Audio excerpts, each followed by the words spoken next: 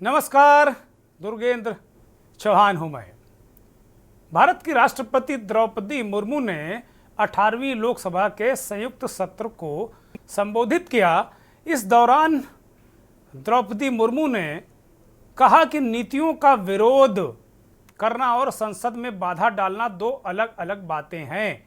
माना जा रहा है कि राष्ट्रपति ने संसद में होने वाले हंगामे और कामकाज पर यह बात कही है। उन्होंने कहा कि भारत को विकसित राष्ट्र बनाने के लिए देश के प्रत्येक नागरिक की आकांक्षा और संकल्प को पूरा करने में कोई बाधा नहीं आनी चाहिए। अपने संबोधन में राष्ट्रपति ने आपातकाल का भी जिक्र किया और करारा हमला भी किया है। उन्होंने कहा कि देश में संविधान लागू होने के बाद भी संविधान पर कई हमले हुए। 25 जून 1975 को लागू किया गया आपातकाल संविधान पर सीधा हमला था। जब इसे लगाया गया तो पूरे देश में हाहाकार मच गया। देश में ऐसी असंवैधानिक ताकतों ने विजय प्राप्त की।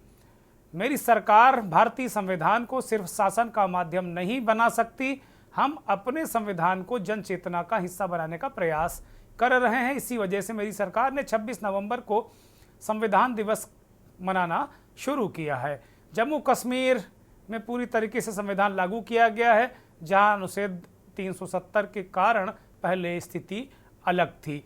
राष्ट्रपति ने जो संविधान और आपातकाल को लेकर जो अभिभाषण में जिक्र किया, इसी तरीके से कल लोकसभा के अध्यक्ष ओम बिरला ने एक प्रस्ताव के जरिए आपातकाल पर निंदा प्रस्ताव पेश किया। उसको लेकर कांग्रेस और कुछ विपक्षी दल के सांसद हंगामा करने लगे।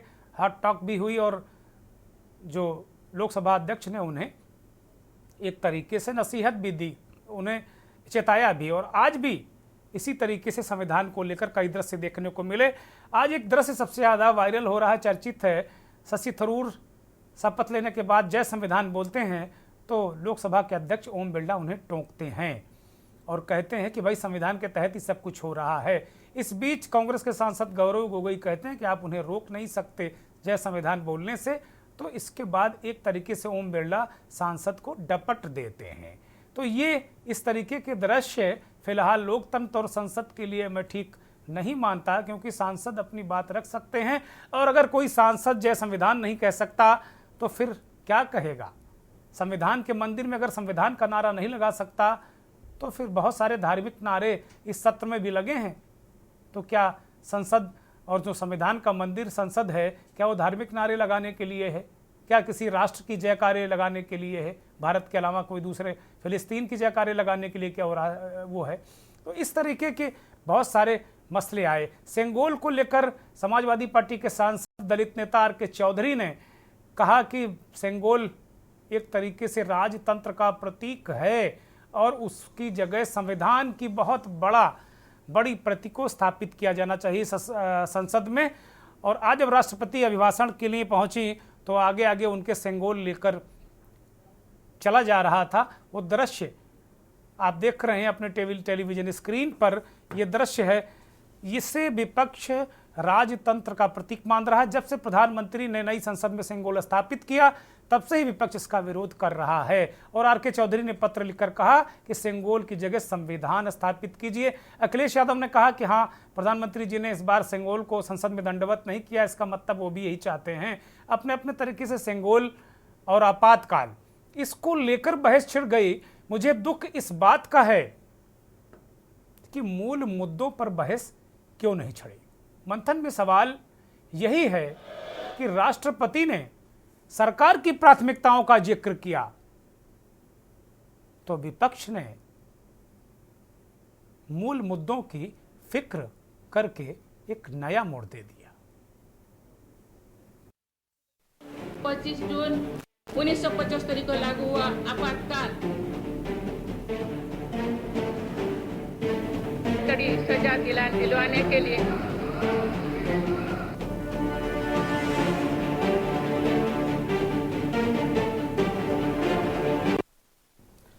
प्राथमिकताओं का जिक्र, विपक्ष की फिक्र। मंथन में आज ये मूल सवाल ये भी है कि क्या आपातकाल का जिक्र जरूरी था? क्या आपातकाल पर मुद्दों को घुमा देना, संसद की पूरी गति को ही अलग तरीके से ले जाना, या सेंगोल के मुद्दे पर क्या संसद को एक तरीके से 360 टर्न कर देना, ये कहां की बात ठीक है, ये कहां की बुद्धिमानी होगी। आपातकाल का नैरेटिव 50 साल बाद ये चीज़ों पर जिक्र करना आवश्यक है, या आज जो छात्र मारे मारे फिर रहे हैं, लाठियां खा रहे हैं, परीक्षा जो प्रतियोगी परीक्षा हैं, शैक्षणिक परीक्षाएं हैं, उनमें जो पेपर लीक का मसला है, क्या उन पर जिक्र नहीं होना चाहिए था। राष्ट्रपति ने इसका जिक्र किया भी पेपर लीक का, लेकिन विपक्षी सांसद कह रहे थे कि राष्ट्रपति ने नीट का नाम नहीं लिया। संभावना व्यक्त की जा रही है कि कल विपक्ष इस पर बवाल करेगा संसद में, और जो शिक्षा मंत्री हैं वो नीट पर अपना वक्तव्य सदन के सामने रखेंगे।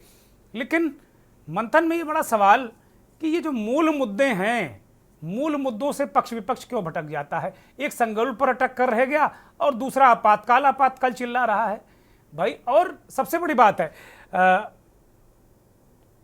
कांग्रेस पार्टी के नेता और राष्ट्रीय महासचिव, उनके संगठन के.सी. वेणुगोपाल ने एक पत्र लिखा और उसमें उन्होंने इमरजेंसी की बात, जो कल प्रस्ताव रखा था, निंदा प्रस्ताव लोकसभा अध्यक्ष ने, उन्होंने कहा कि मैं इसे संसद की संस्था की विश्वसनीयता पर प्रभाव डालने वाले एक बहुत ही गंभीर मसले के रूप में लिख रहा हूं। सभापति की ओर से इस तरह का राजनीतिक संदर्भ देना संसद के इतिहास में अभूतपूर्व है। एक नवनिर्वाचित स्पीकर के पहले कर्तव्यों में से एक के रूप में अध्यक्ष की ओर से यह कहा जाना कि और भी गंभीर रूप धारण कर लेता है। मैं भारतीय राष्ट्रीय कांग्रेस की ओर से संसदीय परंपराओं के इस उपहास पर अपनी गहरी चिंता और पीड़ा व्यक्त करता हूं। राष्ट्रपति के अभिभाषण में क्या था, क्या यह पिछली बार जैसा ही था, कुछ भी नया नहीं था। देश में युवाओं, महिलाओं, गरीबों, किसानों के लिए कोई उम्मीद नहीं थी। तो कुल मिलाकर राहुल गांधी ने भी स्पीकर से मुलाकात की और के.सी. वेणुगोपाल ने उन्हें पत्र लिखा कि भाई ये इमरजेंसी क्यों लाई गई। क्या सबसे ज़्यादा लोकहित का यही मुद्दा था, क्योंकि जो प्रस्ताव लाए जाते हैं वो सबसे ज़्यादा महत्वपूर्ण इमरजेंसी या बहुत ही अति आवश्यक देश हित में जो लोकहित के मुद्दे हैं उनको लाया जाता है। तो क्या आपातकाल 50 साल के पहले की बात, जिसमें कांग्रेस पार्टी कई बार माफ़ी मांग चुकी है, कांग्रेस को इस देश की जनता ने दंड भी दे दिया है, जो प्रचंड बहुमत 400 पार करती थी कांग्रेस पार्टी लोकसभा चुनावों में, 300, 350, 400 तक पार करने वाली पार्टी कभी 44 सांसदों पर आकर टिक गई 2014 में। तो दंड तो कांग्रेस पार्टी को मिला। तो उसके बहाने मूल मुद्दों से मुंह फेरना, आपातकाल की बात करना, ये कहां की बुद्धिमानी है। यह सेंगोल को लेकर पिल पड़ना, जो विपक्ष पिल पड़ा है समाजवादी पार्टी के सांसद की पत्र के बाद, ये कहां की बुद्धिमानी है। क्या वास्तव में जो सांसद हैं या जो संसद है उसमें क्या ये मुद्दे, मूल मुद्दे डिस्कस होंगे? क्या शिक्षा का मुद्दा डिस्कस हो गया? क्या बेरोजगारी, महंगाई, आम आदमी की समस्या, महिला, अपराध, बेरोजगारी, दवाई, पढ़ाई, सिंचाई, कमाई, महंगाई कब डिस्कस होंगे? तो ये इन मुद्दों से इतर अगर इस तरह के मुद्दे छाए रहेंगे तो मुझे लगता संसद की प्रासंगिकता पर भी इस देश की जनता कभी न कभी सवाल जरूर उठाएगी। द्रौपदी मुर्मू ने अपने अभिभाषण में आज क्या कहा, वो सुनिए। माननीय सदस्यगण, 2024 के लोकसभा चुनाव की चर्चा आज पूरी दुनिया में हो रही है। दुनिया देख रही है कि भारत के लोगों में लगातार तीसरी बार स्थिर और स्पष्ट बहुमत की सरकार बनाएगी।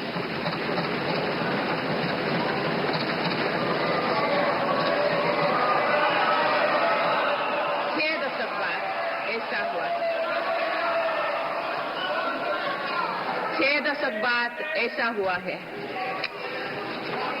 ऐसा समय में जो भारत के लोगों की आकांक्षाएं सर्वोच्च स्तर पर है, लोगों ने मेरी सरकार पर लगातार तीसरी बार भरोसा जताया। में कुछ परीक्षाओं में हुई पेपर लीक की घटनाओं की निष्पक्ष जांच और दोषियों को कड़ी से कड़ी सजा दिलवाने के लिए मेरी सरकार प्रतिबद्ध है। इससे पहले भी हमने देखा है कि कई राज्यों में पेपर लीक की घटनाएं होती रही है।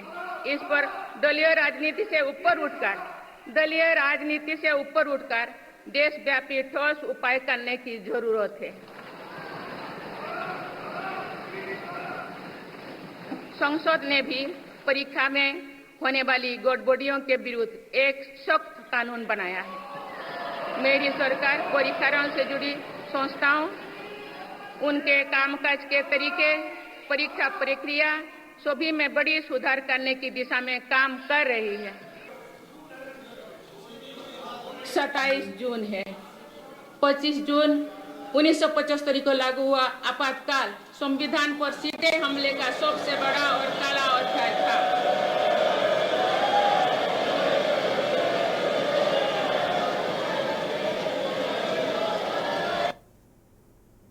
राष्ट्रपति का भी आपातकाल पर वक्तव्य विपक्ष ने इसे पूरी तरीके से राजनीति प्रेरित बताया है और कहा है कि भाई आप पुरानी बातों को याद दिलाकर क्या जताना और बताना चाहते हैं, इस नई पीढ़ी के बारे में क्या डिस्कस करना चाहते हैं। राष्ट्रपति के अभिभाषण पर विपक्षी दलों की प्रतिक्रिया क्या थी वो हम आपको सुनाते हैं। तमिल भाषा का शब्द है, उसका हिंदी माने है राजदंड। राजदंड का और हिंदी माने है राजा की छड़ी। राजा की छड़ी और माने है राजा डंडा। कभी राजा जब अपने दरबार में बैठता था तो फैसला करता था, एक डंडा पीटता था, छड़ी पीटता था। तो अब देश संविधान चलेगा, न कि राजा का डंडा चलेगा। स्पीकर साहब ने ये कह दिया कि इमरजेंसी लगी थी कांग्रेस टाइम में, अभी वो भूले नहीं, तो आज के चौधरी चूकने वाले नहीं हैं। ये जो सेंगोल का टॉपिक है, इसको निश्चित तौर पर हम हंगामा के साथ उठाएंगे और मेरा मानना है कि अगर लोकतंत्र बचाना है तो सेंगोल को हटाना है। यह सरकार का भाषण था और जब सरकार ये दावा करती है कि दुनिया की 5वीं अर्थव्यवस्था और 30 नंबर की अर्थव्यवस्था बन जाएगी, तो किसान क्यों दुखी है, किसान क्यों संकट में है? अगर ये 5वीं दुनिया की अर्थव्यवस्था बनने की जो कहानी बताई जा रही है, क्या हमारा किसान भी उसी तरीके से खुशहाल हो गया है? और फिर अगर 5वें नंबर की हमारी अर्थव्यवस्था है तो इतने बड़े पैमाने पर नौजवान बेरोजगार क्यों हैं, नौकरी क्यों नहीं उनके हाथ में? और फिर अग्निवीर जैसी व्यवस्था आधी अधूरी क्यों लागू करनी पड़ रही है? महंगाई क्यों है इतनी? और जिस तरह से इन्वेस्टमेंट को लेकर के बड़े बड़े सपने दिखाए थे, सरकार कहती है कि हम सर्विस सेक्टर को भी और इन्वेस्टमेंट को भी देख रहे हैं। तो इन्वेस्टमेंट है कहाँ? अगर इन्वेस्टमेंट होता तो हमारी और ग्रोथ दिखाई देती। कुछ लोगों की ग्रोथ से देश की ग्रोथ नहीं हो सकती है। कुछ लोगों की ग्रोथ से तो हमारा नंबर अच्छा हो सकता है, हम 5वें नंबर की व्यवस्था बन सकते हैं, लेकिन हमारे देश का किसान, गरीब और जो अभी तक 10 साल में सबसे ज़्यादा उत्पीड़ित हुआ है, उसके लिए क्या है सरकार का? उन्होंने नीट का जिक्र नहीं किया, उन्होंने पेपर लीक का जिक्र किया और नीट को जो लेकर बात हुई है, कानून बन गया था पिछले सत्र में पर उसको नोटिफाई नहीं किया गया, जिसकी वजह से आज हम नीट का देख रहे हैं। रेट्रोस्पेक्टिव में ये कोई कार्रवाई नहीं हो सकती है। पर सवाल ये है कि पहले एजुकेशन मिनिस्टर ने डिनाई क्यों किया कि पेपर लीक हो रहा है? अब हर राज्य से जब सच्चाई सामने आ रही है तो मुंह छुपाने के लिए सीबीआई इंक्वायरी गठित की है। टाइम बाउंड सीबीआई इंक्वायरी होनी चाहिए और जो इसके पीछे जिन्होंने काम किया है, ये करतूतें की है, युवाओं को इस हालात में करना कि 24 लाख 25 लाख बच्चे जो सफर कर रहे हैं उनका भरपाई कौन करेगा? ये नहीं बता रहे हैं। जो आपातकाल की बात कर रहे हैं जो 5 दशक पहले हुई थी, आज 18 साल का बच्चा आपसे ये पूछेगा आकर कि आप संसद में चर्चा करो बेरोजगारी की और हमारी नीट की परीक्षाओं की, कि वो चर्चा करेगा 5 दशक पहले क्या हुआ?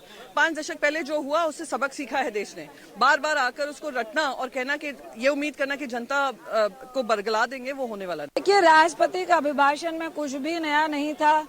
आप युवाओं की, किसानों की, महिलाओं की बात तो कर रहे हैं, आप विकास की बात कर रहे हैं, आप G20 की बात कर रहे हैं, आप देश की इकोनॉमी को और ऊपर लेके जाएंगे उसकी बात तो कर रहे हैं, लेकिन देश के युवाओं को नौकरी नहीं मिल रही है, 10 साल से नहीं मिली है, उसका क्या हुआ? महंगाई कम नहीं हुई, उसका क्या हुआ? आप किसानों की बात कर रहे हैं कि उनकी स्थिति को और मजबूत करेंगे। अरे 10 साल में क्या मजबूत की? क्या आपने MSP को डबल कर दिया था? क्या जो किसानी के उपकरण है उससे आप GST उल्टा लगा चुके हैं, तो क्या GST को हटाने की बात कही है? फिर से वही घिसा पिटा उनका अपना सरकार का गुणगान था जो राष्ट्रपति जी को एक तरह से भाषण में देना पड़ता है। अब जब डिस्कशन का पार्ट होगा तो हमें नहीं लगता उसमें कुछ नया है। 10 साल में जो उन्होंने किया, और मुझे लगता है आज भी वो सपने में है कि आज वो मेजॉरिटी में नहीं है, लोग उनसे नाराज है, देश उनसे नाराज है। विपक्षी सांसद कह रहे हैं कि लोग उनसे नाराज हैं। क्या महंगाई कम की है? क्या किसानों का जो आमदनी है वो बढ़ गई है? क्या मल्लिकार्जुन खड़गे कांग्रेस के अध्यक्ष और राज्यसभा में नेता प्रतिपक्ष क्या कर रहे हैं? वो कह रहे हैं मोदी सरकार द्वारा लिखित राष्ट्रपति के अभिभाषण को पूरी तरीके से उन्होंने बताया, और उन्होंने कहा कि जो उनके 400 के नारे हैं उसको जनता ने ठुकरा दिया है, और जो ये राष्ट्रपति का अभिभाषण था वो जनता का जो जनादेश आया उसके विपरीत है, अलग है। जनता ने ये बता दिया है कि किस तरीके से क्या होता है। नीट पर भी उन्होंने कहा है कि जो छात्र भर्ती परीक्षाएं हैं इनमें तमाम 12 में पेपर लीक हुआ है। तो खड़गे साहब ने पूरा एक तरीके से चिट्ठा लेके सरकार पर हमला किया है। पूरे देश में जो 5 मुद्दों पर जिक्र है, पहला कमर तोड़ महंगाई, उन्होंने कहा इस पर होना चाहिए। पूरे अभिभाषण में महंगाई शब्द का गायब है। और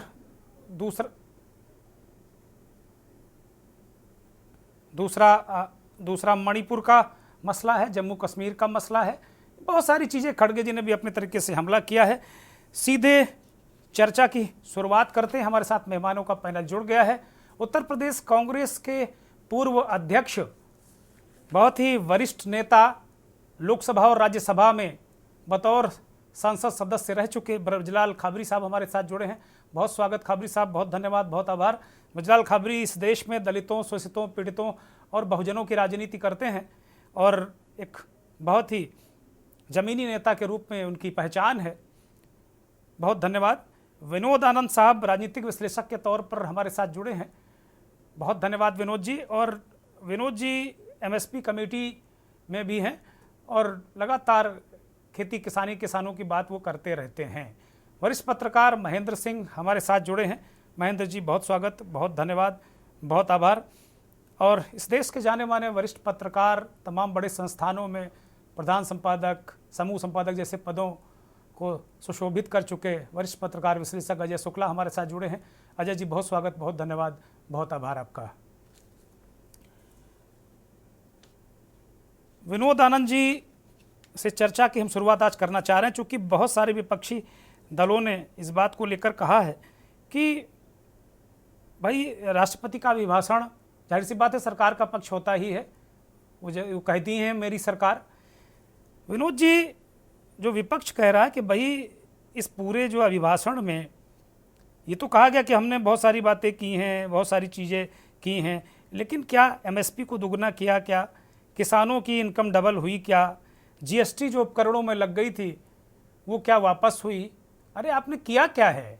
आप ये तो बताइए। आप केवल गोलमोल बातें रख के रोड मैप कैसे काम चलेगा? इस बारे में विनोद जी क्या आपका पक्ष है? क्या आप सोचते हैं एक मुझे लगता न्यूट्रल वक्ता के रूप में? देखिए, अगर किया कुछ नहीं होता विगत कुछ वर्षों में, तो वर्तमान में जो लोग विपक्ष में बैठे हैं वो पक्ष में होते, और इस प्रकार से जो आंसू बहा रहे हैं, वो जो रो रहे हैं, वो अपने हार जिस तरीके से वो पूरे देश में उनको हार मिली है, तो उस आधार पे वो उलूल जुलूल बातें नहीं करते। रही बात किसानों की, तो किसान कौन सा दुखी है मुझे समझ में नहीं आता। देखिए क्या है कि ये कोई 2-4 साल में परिवर्तन ये नहीं आएगा। जो पहले से जो व्यवस्थाएं बनी थी, मैं उदाहरण दूंगा आपको, जैसे मान के चलिए रिसर्च एंड डेवलपमेंट है। रिसर्च एंड डेवलपमेंट कभी भी बिहार या झारखंड उन्मुखी क्यों नहीं हुई, या फिर छत्तीसगढ़ उन्मुखी क्यों नहीं हुई, या फिर जो रेड कॉरिडोर में जो राज्य थे उनके अनुसार रिसर्च एंड डेवलपमेंट क्यों नहीं हुआ? वो हमेशा पंजाब और हरियाणा सेंट्रिक क्यों रहा? एमएसपी की बातचीत घुमा फिरा करके जो लेके आते हैं वो पैडी और व्हीट पे ही क्यों लेके आते हैं? क्या गलती की हमारे किसान ने कि वो दाल क्यों नहीं उगाए, या एवोकाडो क्यों नहीं उगाए, या हॉर्टिकल्चर में जो आमूलचूल परिवर्तन हुआ है, इतना बड़ा जो उत्पादन हो रहा है टीओपी को छोड़ के, यानी कि टोमेटो पोटैटो ऑनियन को छोड़ के, तो ये कुछ बदलाव है जो दूसरे चश्मे से देखना चाहिए। वर्तमान में जो व्यवस्था बनाई जा रही है वो फार्मर सेंट्रिक, मतलब वो कभी भी बाजार सेंट्रिक नहीं है, वो बिजनेस सेंट्रिक लोगों के अनुसार वो नीतियां नहीं बनाई जा रही। तो इसलिए एक तबका है जो इस देश में एंटी पुअर लॉबी जिसको कहते हैं, जो खान मार्केट गैंग है, तो उनको तो परेशानी होगी ही ना कि जब वो एक्सपोर्ट हो रहा है और उस एक्सपोर्ट का फायदा वापस कोऑपरेटिव के थ्रू, मल्टी स्टेट कोऑपरेटिव के थ्रू किसानों को वापस मिल रहा है, आंकड़े चिल्ला चिल्ला के ये कह रहे हैं, तो उनको तो तकलीफ होगी। इसलिए किसानों के नाम पे उनको तकलीफ है। ये बात उन्होंने काफी जोर शोर से उठाने की कोशिश की, देश की व्यवस्था को रोके, वो बहुत एंटी एस्टैब्लिशमेंट एक्टिविटीज उन्होंने की, लेकिन कुछ मिला नहीं उससे किसान और मजदूर के नाम पे। अब मैं आता हूं आपको कि बाकी की जो चीजें जो कही जा रही है, जैसे मान के चलिए, अब देखिए अभी क्या है, अब ये अगर कह देंगे कि किसी भी तरीके से आपातकाल सही था, तो पता नहीं कैसे राजनेता है ये, जिनके मूल में ही एक्टिविज्म था, जिनके मूल में ही आपातकाल से युद्ध लड़के जो वापस आए और वो जेपी को भूल गए, जेपी के आदर्शों को भूल गए, तो उन जो जेपी के आदर्शों की अनुपालना कैसे करनी है, उसके लिए ही तो ये नीति परायण दंड की व्यवस्था की गई है कि अगर आप नहीं मानेंगे, ये आप पूरा इतिहास उठा के देख लीजिए, वेद उठा के देख लीजिए, शांति पर्व महाभारत का देख लीजिए, अयोध्या कांड देख लीजिए, सब में नीति परायणता कैसी हो उसके अनुसार सरकार चलेगी। सरकार कुछ एक वर्गों के अनुसार और कुछ एक लोगों के मंशा के अनुसार नहीं चलेगी, वो जैसे चाहते हैं वैसे सरकार नहीं चलेगी। आज का किसान, आज के अखबारों में भी आप देखिएगा, हम बहुत अच्छे पोजीशन पे फिलहाल अर्थव्यवस्था हमारी है विश्व में। जून के महीने में लगभग विनोद जी माफी के साथ मैं रोक रहा हूं, अखबार और टीवी पर लोगों का भरोसा उतना बचा नहीं है। आप हो सकता है बहुत सच्ची बात छपी हो, बहुत सच्ची बात छपी हो, मैं सच्चे मन से कहता हूं कि अखबार और टीवी पर उतना भरोसा नहीं रहा लोगों का। आपकी बात पर भरोसा कर लेंगे, आप ट्वीट कर देंगे तो। चैनल पे भरोसा करता हूं, आप जो कह रहे हैं, आपकी जो डायनेमिज्म है, आप पे मैं क्यों भरोसा नहीं करूं और कैसे नहीं करूं, तो इसका मतलब मैं खुद पे भरोसा नहीं कर रहा हूं। अखबार और टीवी जो है वो हमारा ही तो रिफ्लेक्शन है, हम जैसे होंगे वैसे ही मीडिया होगी। हम अगर जिस चश्मे से देखेंगे उसी चश्मे से वो दिखेगा। आज हमारे साथ जो ये बहुत सारे लोग जुड़े हुए हैं इस पैनल में, वो सब पत्रकारिता करके ही आगे बढ़े हैं और बहुत सारा उन्होंने संघर्ष किया। मुझे लगता है आप अभी सारे लोगों से पूछेंगे तो यही कहेंगे जो हम कह रहे हैं। ठीक है, मैं लौटूंगा आपके पास। ब्रजलाल खाबरी को चर्चा में शामिल कर लेते हैं, चूंकि कृषि पर आपने बात की कि बहुत सारा काम हो रहा है। ब्रजलाल खाबरी, आप उत्तर प्रदेश कांग्रेस के अध्यक्ष रहे, राज्यसभा और लोकसभा में भी आप लंबे समय तक रहे, बहुजनों की राजनीति आप करते रहे हैं, बहुजन समाज पार्टी से कांग्रेस पार्टी तक का आपकी यात्रा रही है। आप ये बताइए कि संसद में मुद्दा सेंगोल और आपातकाल होना चाहिए या किसान होना चाहिए, नौजवान होना चाहिए, महंगाई होना चाहिए, बेरोजगारी होना चाहिए, दवाई होना चाहिए, नीट होना चाहिए? ब्रजलाल खाबरी, बिल्कुल सही पूछा आपने और मैं सही बता रहा हूं कि आज के जो वर्तमान हालात हैं, महंगाई, बेरोजगारी, किसान खुदकुशी कर रहा है, ये इस मुद्दे पे तो चर्चा हो नहीं रही है। चर्चा हो रही है पिछले 20 साल बाद की। तो आज जो चर्चा होनी चाहिए थी वो वर्तमान की होनी चाहिए थी, ना कि इमरजेंसी की। जहां तक सवाल आया है सेंगोल का, तो अभी हमारे जो मित्र हैं, वो सांसद हैं आज वर्तमान में, हमारे पुराने मित्र हैं आर.के. चौधरी जी, उन्होंने कहा, बताया है सेंगोल का पूरा अर्थ। सेंगोल माने क्या है? सेंगोल माने राजतंत्र, डंडा से हाँकने वाला तंत्र। उन्होंने इस बात को अभी कहा है, मैं इसको दोहराऊंगा।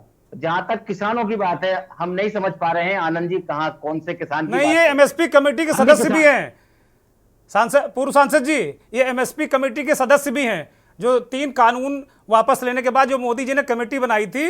विनोद जी जाने माने कृषि विशेषज्ञ हैं और उस कमेटी के सदस्य भी हैं, और ये कह रहे हैं कि किसान इतना खुश है, अखबारों में भी छप रहा है। और कहां आप लोग विलाप करते घूम रहे हैं, कांग्रेस पार्टी के लोग, कुछ पत्रकार, खान मार्केट गए। कौन सा किसान प्रसन्न है?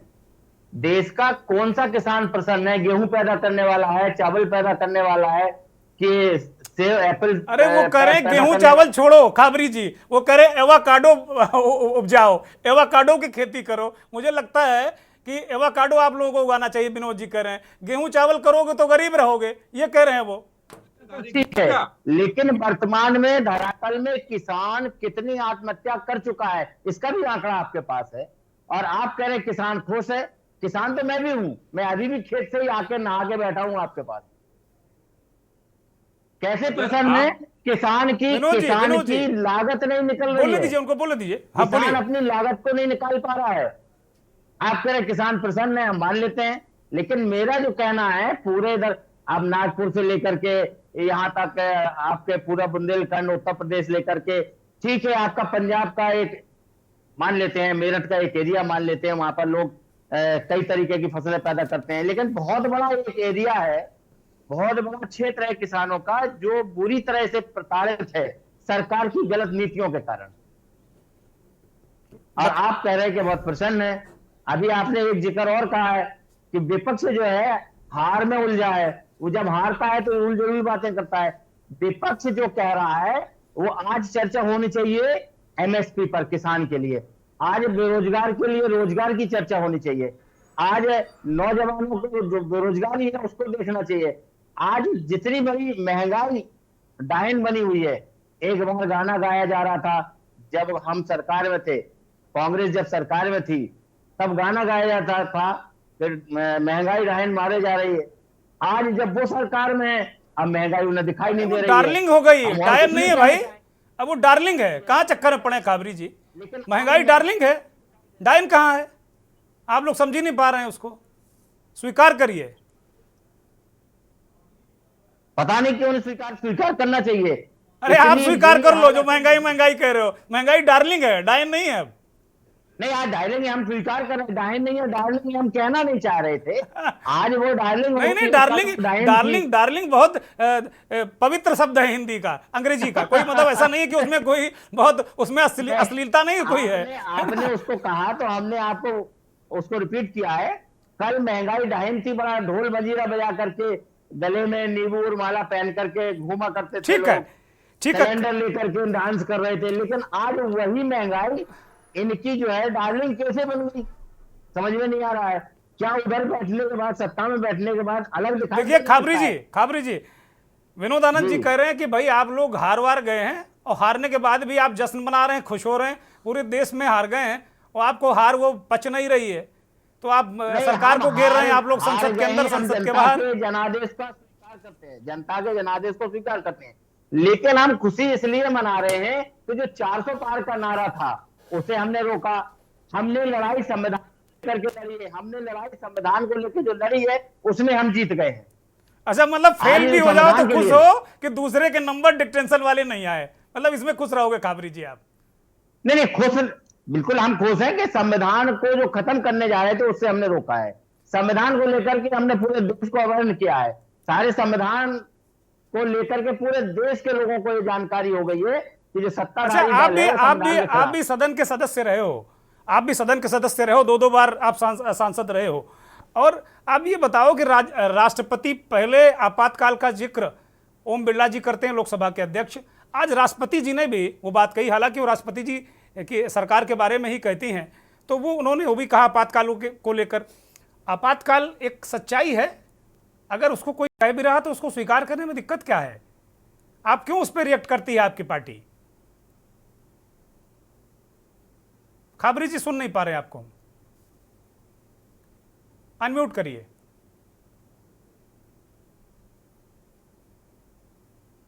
रिपीट करें,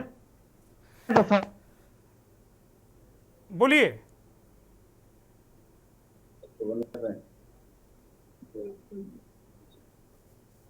चलिए मैं एक ब्रेक पर जा रहा हूं, चूंकि ब्रजलाल खाबरी का कुछ नेटवर्क गड़बड़ है, लौटेंगे बहुत जल्द। 25 जून 1975 को लागू हुआ आपातकाल, कड़ी सजा दिलवाने के लिए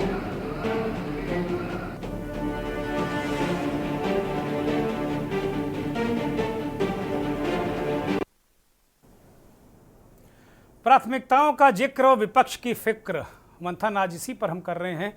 सीधे रुख करेंगे वरिष्ठ पत्रकार विश्लेषक अजय शुक्ला जी का। अजय जी, राष्ट्रपति के अभिभाषण को लेकर बहुत सारी प्रतिक्रियाएं अभी हमने दर्शकों को सुनाई, उम्मीद है आपने भी सुनी होंगी। विपक्ष ये सवाल कर रहा है कि भाई ठीक है, आप कह रहे हो कि 5 ट्रिलियन इकोनॉमी हो जाएगी, तो क्या आम आदमी, किसानों की आय दूनी हुई, आम आदमी को क्या राहत मिली, क्या रोजगार मिला? ये बहुत सारे मुद्दे विपक्ष उठा रहा है। राष्ट्रपति महोदया ने आपातकाल का भी जिक्र किया।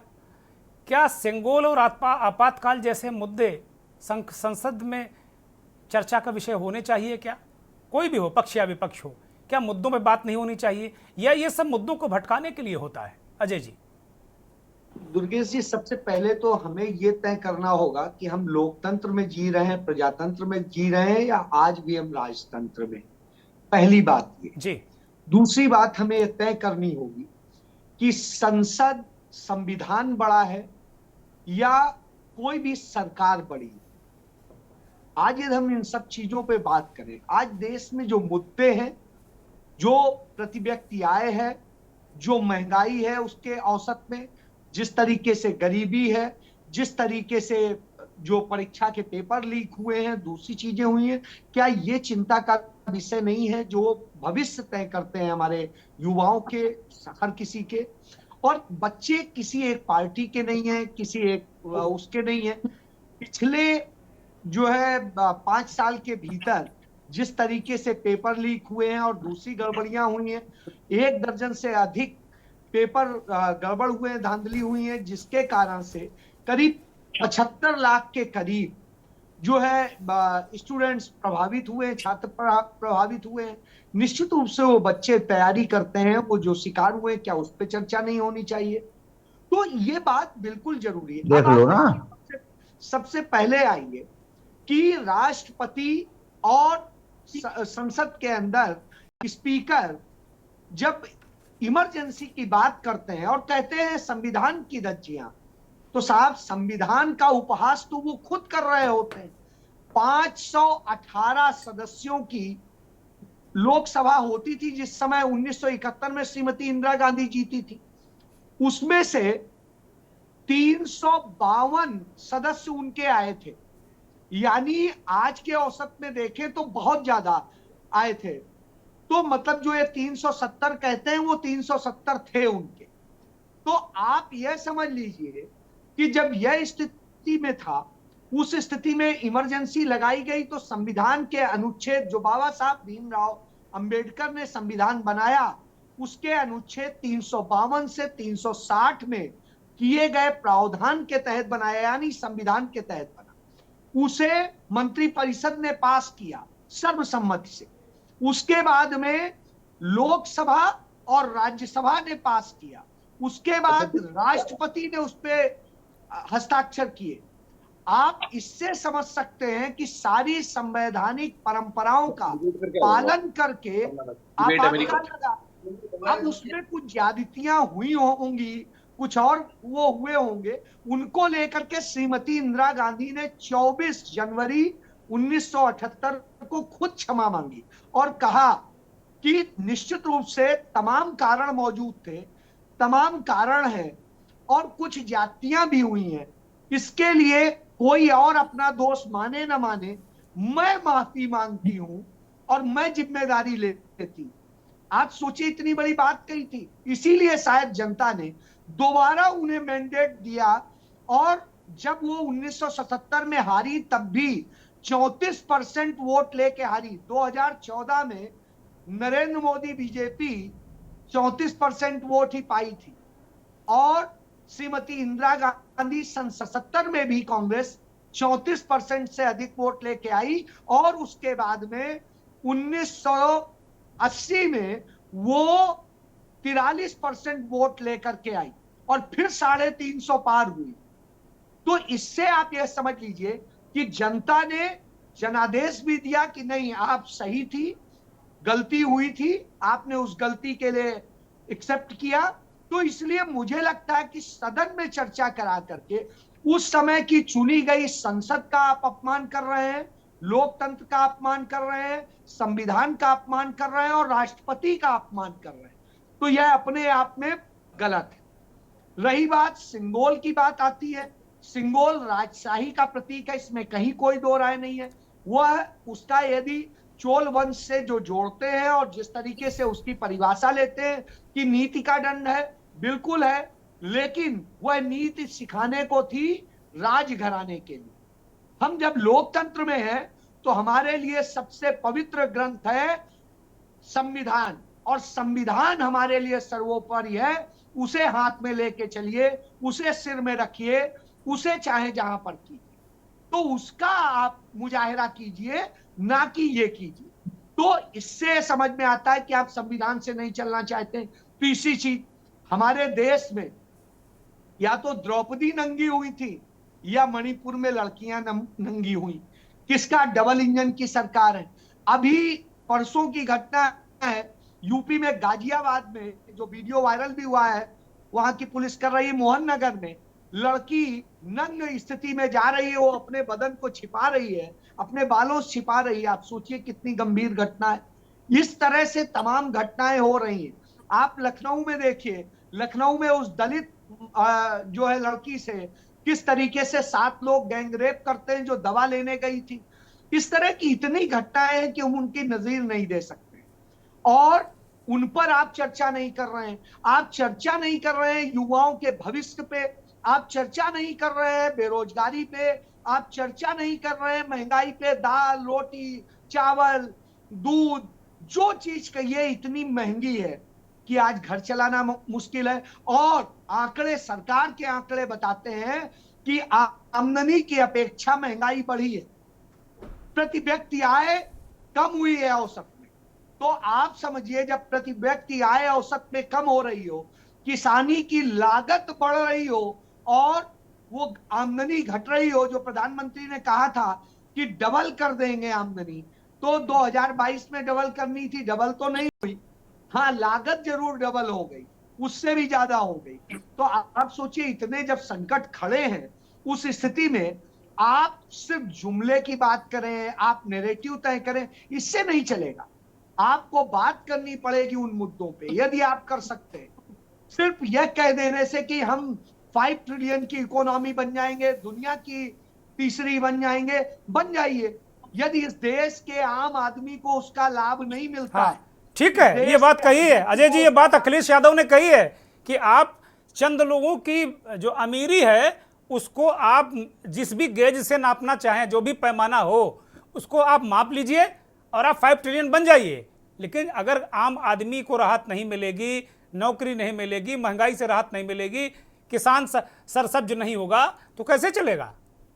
बिल्कुल सही, मैं यही तो कह रहा हूं कि आप देखिए इस देश के 1% लोगों के पास में हिंदुस्तान की 50% जो है संपत्तियां हैं और जो वो पूरा कर रहे हैं, जबकि टैक्स में हिस्सेदारी यदि देखिएगा तो हमारे देश के उस वर्ग की है जो मिडिल क्लास है, जो गरीब है, उसका है योगदान सबसे ज्यादा। इन लोगों का नहीं है जो सबसे ज्यादा कमा रहे हैं। आज स्थिति है एमएसएमई सेक्टर किस तरह से बंद हुआ है, इसके आंकड़े सरकार की बताते हैं। तो यह बताता है कि रोजगार से जो है कुल्हाड़ी चलाई है, यह उचित नहीं है। मुझे लगता है इन पर चर्चा होनी चाहिए, ना कि फालतू नैरेटिव बनाने के लिए। और इससे फायदा क्या होगा, आपके इस निंदा से आज क्या लेना देना। आज का जो युवा है उसको कोई मतलब नहीं, उसे मतलब इस बात से है कि हमारा भविष्य कैसे होगा, हमारे परिवार कैसे चलेगा, हमारे देश के लोगों के साथ में क्या है। इस देश में समरसता की जरूरत है, उसकी जरूरत है, हार्मोनी की जरूरत है, उस पे काम कीजिए। ये धर्म का पटाखा लेके सरकार का काम नहीं है। सरकार का काम है नीति और अच्छी से अच्छी। ठीक है अजय जी, मैं लौटता हूं। भारतीय जनता पार्टी के नेता अशोक कुमार हमारे साथ जुड़ गए हैं, दिल्ली बीजेपी के महामंत्री हैं, और अशोक कुमार से इस पर एक रिएक्शन ले लेते हैं, फिर महेंद्र सिंह के पास जाते हैं। महेंद्र सिंह भी लगातार जुड़े हुए हैं, उनसे एक भी सवाल अभी हो नहीं पाया है। अशोक कुमार, मैं दोनों पक्ष की बात करता हूं। क्या आपातकाल और सेंगोल इस देश के सबसे ज्यादा लोकहित के मुद्दे हैं? क्योंकि कल चर्चा में यह बात आई थी, बहुत ही विद्वान पत्रकार शशिकांत त्रिवेदी जी जुड़े थे, उन्होंने कहा कि संसद में इस वक्त शुरुआती जब सदन शुरू होता है तो बहुत ही अर्जेंट जो मुद्दे होते हैं, आपात मुद्दे होते हैं, बहुत लोकहित के मुद्दे होते हैं, वो उठाए जाते हैं। तो क्या सेंगोल और आपातकाल ये हाई प्रायोरिटी वाले लोकहित के मुद्दे हैं? क्या नीट पर बात नहीं होनी चाहिए, महंगाई पर बात नहीं होनी चाहिए? बहुत सारे सवाल अजय शुक्ला जी ने रखे हैं। देखिए, मैं आपको बहुत सीधी सीधी बात पर आता हूँ, इधर उधर घुमाने की कोई जरूरत भी नहीं है आपको। मैं ये भारतवर्ष है और भारत देश है, हिंदू सभ्यता का देश है। आपको ये जानकारी हो, आप भी हिंदू है तो आपको ये बात अच्छे से पता होगा कि हम हिंदू संस्कृति में जीने वाले लोग हैं, हमारी हिंदू संस्कृति और सभ्यता को जिंदा रखने में किसी का योगदान है तो हमारी भारतीय जनता पार्टी का है। दूसरी बात यह है कि जब आप भारतीय सभ्यता की बात करते हो तो आप जिस संसद भवन में बैठे हो तो वहां हिंदू संस्कृति की बात होनी चाहिए, न कि मुस्लिम संस्कृति की बात होनी चाहिए। तो और रही बात आपकी आपातकाल की, तो आपातकाल जो लगाया था वो कांग्रेस ने लगाया था, किस समय में लगाया था, किन उसमें लगाया था वो मैं नहीं ज्यादा बोलूंगा क्योंकि मैं उस समय 1975 में जिंदा पैदा नहीं हुआ था। लेकिन मैं आपको बिल्कुल कट शब्दों में बोलता हूं कि आपने तानाशाही के रूप में लगाया और नेताओं को जेल में भेज दिया कि हमारा कोई विरोध ना करे। आज आप सेंगोल की बात करते हैं तो सेंगोल भारतीय संस्कृति का प्रतीक है, और अगर आपके संसद भवन में भारतीय संस्कृति का प्रतीक दिखाई दे रहा है तो इससे आपको परहेज नहीं होना चाहिए, आपको गर्व होना चाहिए कि आपको अपनी संस्कृति का संविधान क्या है और वो अशोक कुमार, संविधान क्या है? संविधान क्या है जरा बताइए, संविधान क्या है? हिंदू सभ्यता का अंग है। संविधान क्या है अशोक कुमार? संविधान क्या है? अशोक जी क्या देखिए जो आप कह रहे हो, देखिए मैं आपको बताता हूं, मैं आपको उसका जवाब दे रहा हूं कि जिस मुद्दे पर आप बात कर रहे हैं कि लोकतंत्र है, लोकतंत्र संविधान से चलता है, हमारे देश में संविधान है, लेकिन संविधान हमारे कानूनी प्रक्रिया का एक पार्ट है। संविधान नो संविधान भी नहीं, संविधान ही से ही चलेगा देश, संविधान भी से नहीं। ये सब दाएं बाएं की बातों से नहीं चलेगा। संविधान भी नहीं। मैं बिल्कुल सहमत नहीं होऊंगा, आपसे बिल्कुल सहमत नहीं होऊंगा इस बात पे। संविधान मतलब संविधान, और उसी को खोपड़ी में रखना है, उसी को खोपड़ी में रख के चलना हमको। आपको सेंगोल रखिए, आपकी इच्छा, आप हिंदू संस्कृति को बढ़ाइए, बहुत अच्छी बात बताइए, आपको कोई दिक्कत नहीं। अच्छा ये बताओ, अभी आप लोग सब मुंह चलाने लगे, बोले दीजिए पहले बोले दीजिए, अशोक कुमार को बोले दीजिए। विनोद आनंद मैं आऊंगा आपके पास। अशोक कुमार केवल बोलेंगे। खाबरी जी अशोक कुमार को बोलने दीजिए केवल। सेंगोल राजतंत्र का इशारा करता है, राजतंत्र का एक डंडा है, इसलिए उसको आप ये नहीं कह सकते। अशोक कुमार को बोलने दीजिए। खाबरी जी चकचक नहीं, बिल्कुल नहीं। हाँ केवल अशोक कुमार, बारी आने पे बोलेंगे। विनोद जी बारी आने पे बोलेंगे, नहीं बिल्कुल अलाउ नहीं करूंगा। बोलिए अशोक कुमार, बोलिए। संविधान सही चल रहा है, केवल अशोक कुमार बोलेंगे, केवल अशोक कुमार। सरकार कोई भी हो, संविधान से चले। म्यूट करिए, बाकी लोग म्यूट करिए, केवल अशोक कुमार बोलेंगे। बोलिए। मयंक मैं आऊंगा, मयंक मैं आ रहा हूं आपके पास, मयंक शुक्ला आता हूं मैं आपके पास। बोलिए अशोक कुमार बोलिए। देखिए जब ये लोग बोल रहे थे तो मैं नहीं बोल रहा था, मैं शिद्दत से सुन रहा था। मैंने बंद करा दिया, माइक बंद करा दिया, मैंने माइक बंद करा दिया। बोलिए। मैंने ये कहा, बोलिए आप। देखिए क्या है ना, हम लोकतंत्र है, लोकतंत्र में लोकतंत्र संविधान से चलता है, और संविधान के लिए आपने देखा हम 240 पे आए, सम्मान है, ये 99 है, इनको सम्मान से विपक्ष का नेता चुना गया, हमने विरोध किया। विपक्ष का नेता आपका चुनना था, आपने चुना, हमारा 240 आए, हम सरकार बनाए, एनडीए से सरकार बनाई तो बनाए। सेंथोल जो है वो भारतीय हिंदू संस्कृति का प्रतीक है, वो लोकतंत्र का प्रतीक नहीं है। लोकतंत्र संविधान से चल रहा है तो संविधान का सम्मान है, लेकिन अगर हम अपने देश की हिंदू सभ्यता को, संस्कृति को आगे बढ़ाने के लिए हम अगर वहां उसको लगा रहे हैं, प्रतीक दिखा रहे हैं, तो इसमें आपको परहेज क्या है? इसका मतलब आप हिंदू विरोधी हैं।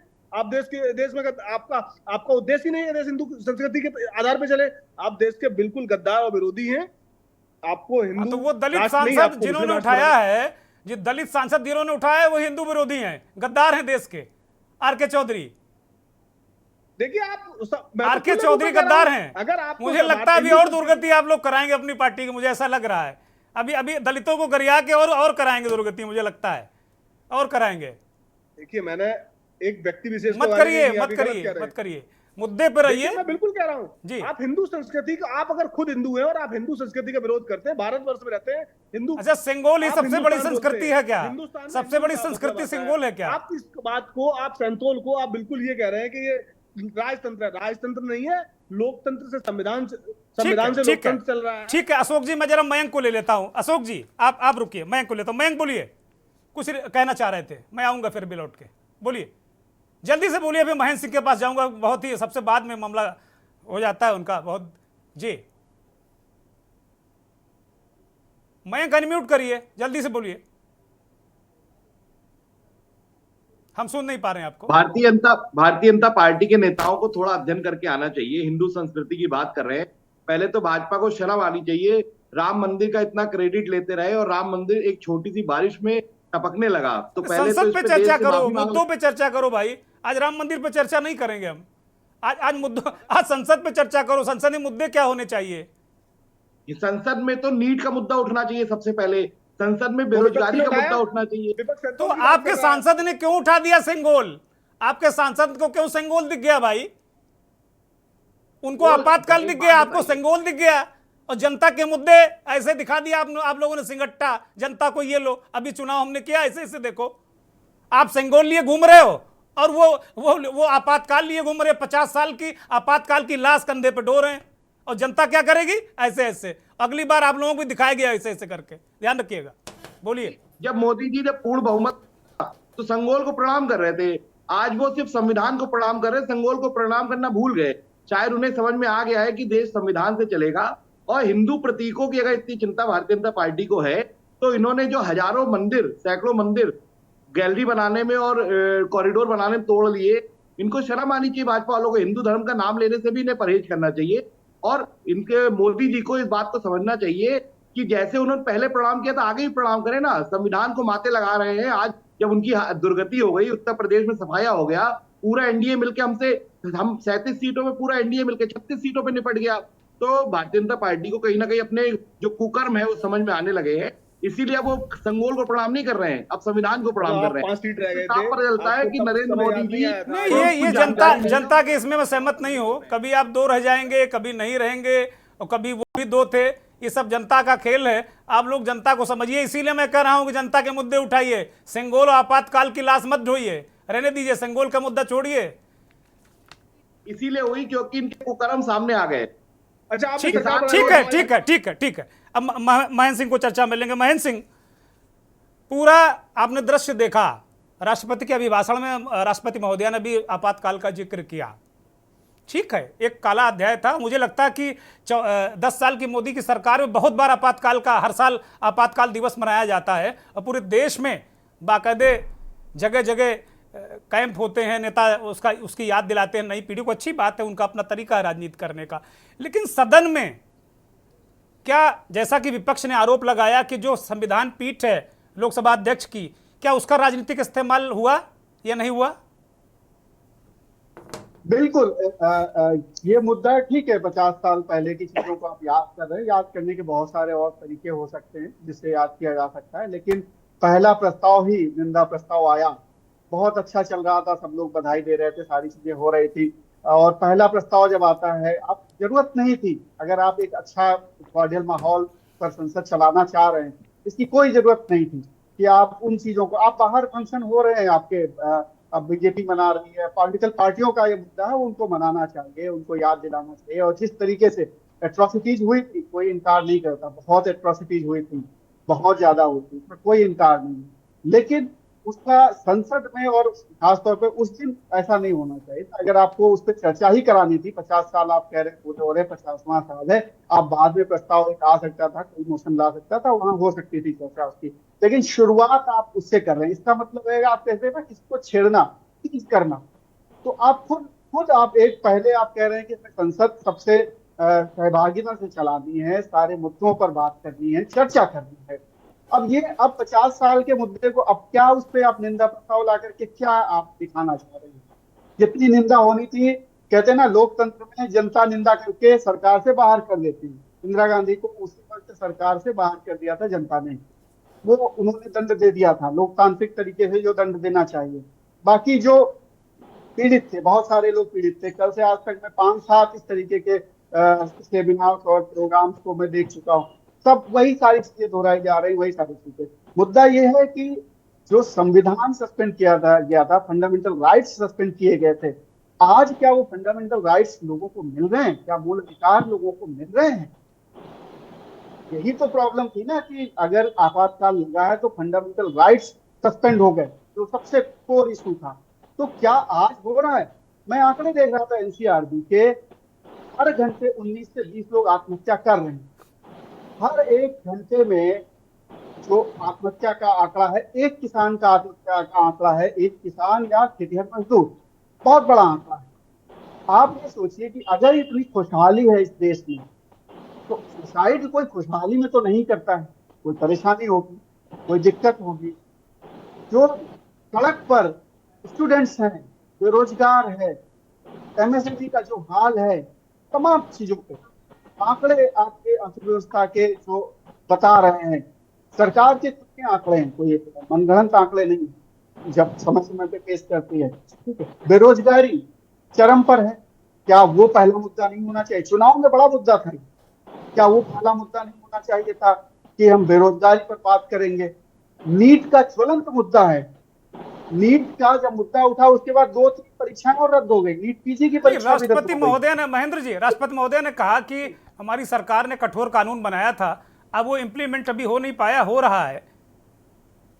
जी, उसको लागू कर दिया गया, उसको लागू कर दिया गया, लेकिन ठीक है, वो एक कदम नहीं, वो पूरी तरह प्रभावी नहीं है अभी। जब ये लीकेज हुआ उस दौरान प्रभावी नहीं था बिल्कुल। हाँ, उसके बाद आया और उसमें भी बहुत सारी चीजें मतलब उसमें अभी लीकेजेस हैं, जैसे कि उसमें जो पेपर खरीद रहा है, यानी जो बेनिफिशियरी है वो उसके दायरे में नहीं है, पेरेंट्स उसके दायरे में नहीं है, स्टूडेंट्स उसके दायरे में नहीं है, वो उनको उसके दायरे से हटा विद्वान दिया। पत्रकार है, आपने पढ़ा, मैंने तो बिल्कुल नहीं पढ़ा उसको। मैं तो ये मानता हूं कि सरकार जो कर रही है अच्छा ही कर रही होगी जी।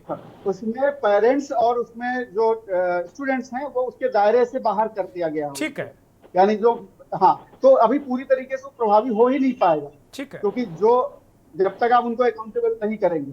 दूसरी चीज, ये बहुत सारे मुद्दे ऐसे हैं, स्वास्थ्य का मुद्दा है, तमाम मुद्दे ऐसे जिनसे संसद को अगर ये शुरू करते, नई बिल्डिंग में जनता के मुद्दे अगर लाते, जनता के मुद्दों से अगर शुरुआत करते और सबको साथ लेके चलते, मैं कहता हूं अगर नीट पे बहस करते तो कौन नहीं कर सकता था, एक अच्छा कानून बनाते नीट पे, अभी अगर कोई चीजें रह गई तो उस पे करते, या बेरोजगारी को कैसे एडजस्ट कर सकते थे उसमें भी कर नहीं, सकते।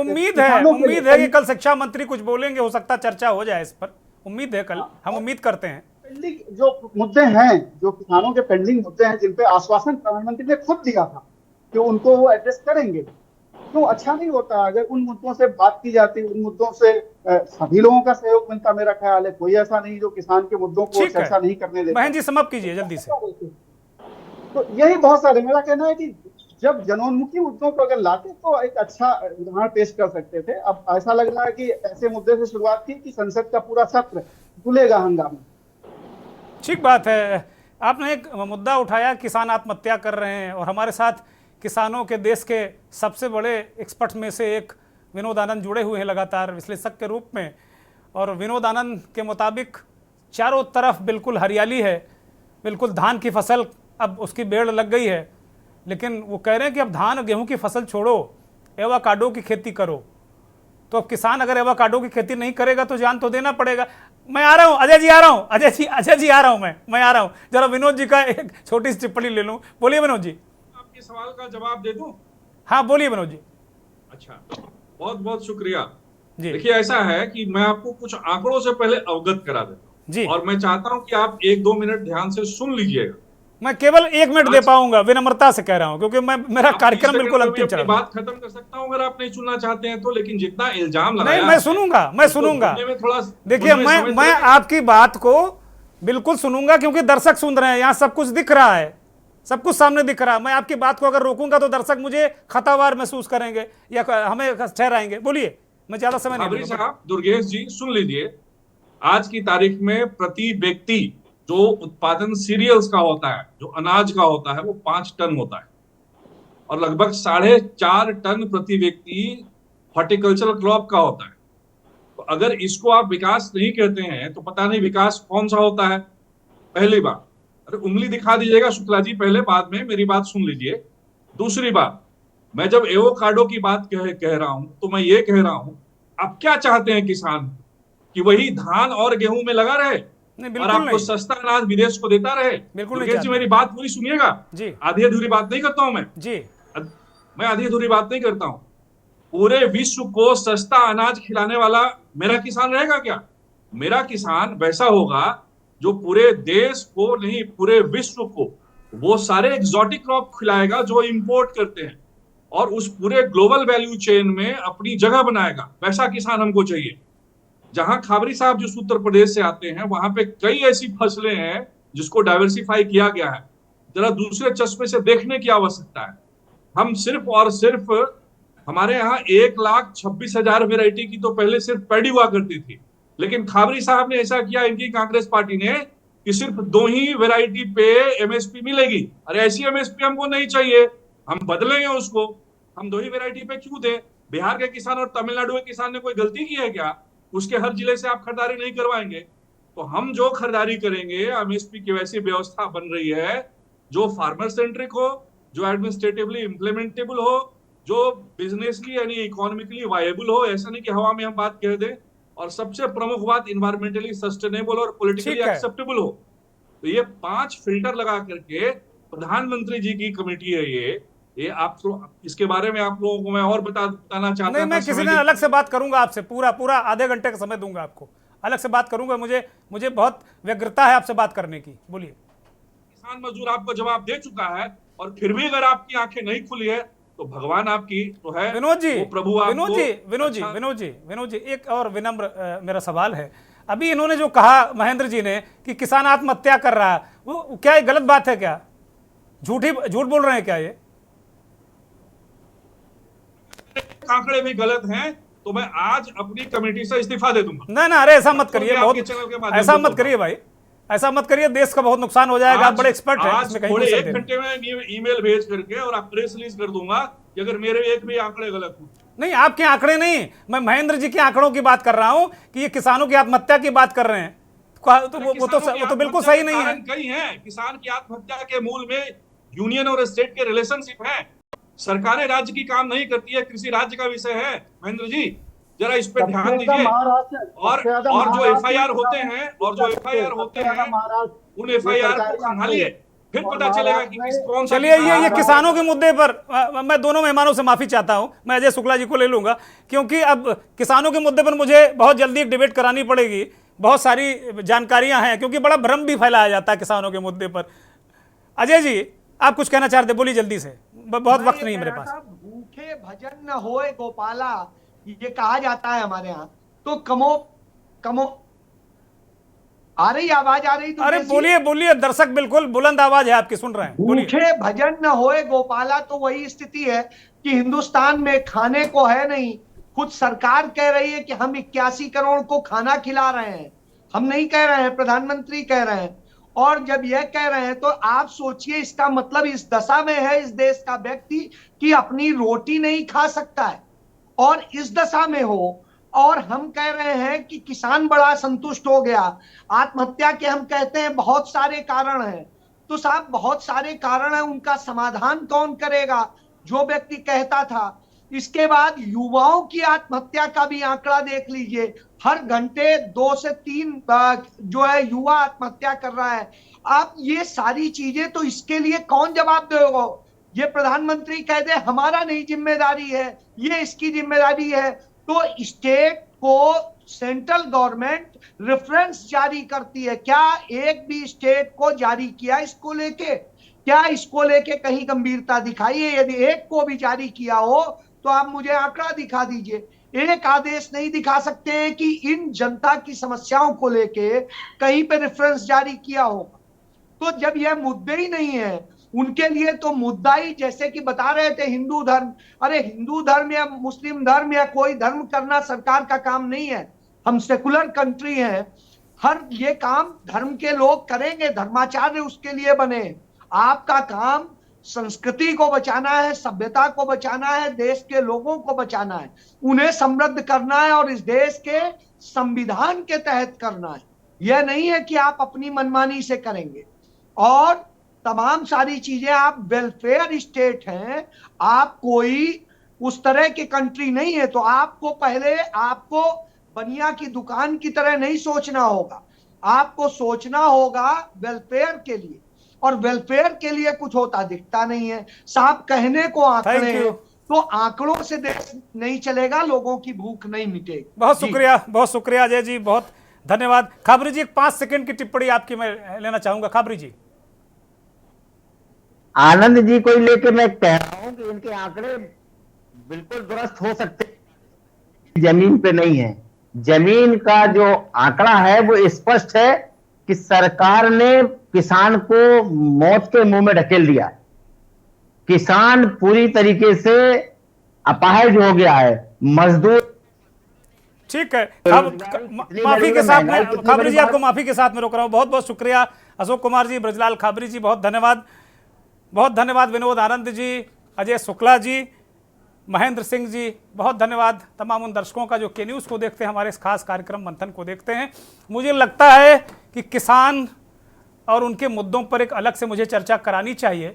मैं अपने किसान भाइयों को आश्वस्त करता हूं कि विनोद आनंद जैसे एक्सपर्ट और खाबरी जैसे ज़मीन पर काम करने वाले लोगों को मैं जल्द ही इस चर्चा में लेकर आऊँगा।